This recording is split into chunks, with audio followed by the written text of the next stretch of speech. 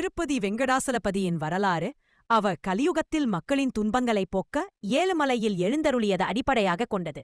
அவர் சீனிவாசன் பாலாஜி என்றும் அழைக்கப்படுகிறார். வராகமூர்த்தியின் வேண்டுகோளின்படி இங்கு அமர்ந்தார். பிரம்மா, சிவன், லட்சுமி தேவியும் அவருடன் இருப்பதாக பல அரச பரம்பரையினர், குறிப்பாக விஜயநகர பேரரசின் கிருஷ்ணதேவராயர் காலத்தில் கோயில் பொன்னும் வைரமிங் கொண்டு சிறப்படைந்தது. மேலும் பல்லவர், சோழர் காலத்திலும் இதன் வரலாறு நீள்கிறது. புராணக்கதை பிருகுமுனிவரின் பயணம்.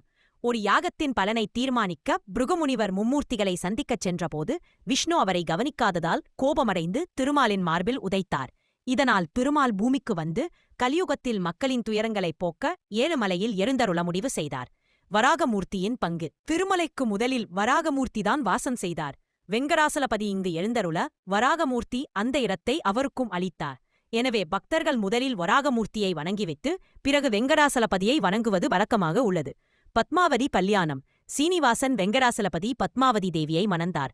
திருமணத்திற்குப் பிறகு லட்சுமி தேவியும் பத்மாவதி தேவியும் அவருடன் இருக்க வேண்டும் என விரும்பியதால் லட்சுமி இடது மார்பிலும் பத்மாவதி வலது மார்பிலும் கல்லூருமாக அமர்ந்ததாக கூறப்படுகிறது. கோயிலின் வரலாறு மற்றும் முக்கியத்துவம். பெயர்கள்: வெங்கடாசலபதி, ஏழுமலையான், சீனிவாசன், பாலாஜி, திருவேங்கடமுடையான் போன்ற பல பெயர்களில் அழைக்கப்படுகிறார். ஆழ்வார்கள். வைணவ ஆழ்வார்களால் மங்களாசனம் செய்யப்பட்ட 108 தேசங்களில் இதுவும் ஒன்று. மத்தியகால வரலாறு. பல்லவர்கள், சோழர்கள், விஜயநகரப் பேரரசு, குறிப்பாக கிருஷ்ணதேவராயர் போன்றோர் வெங்கடாசலபதியின் பக்தர்களாக இருந்தனர்.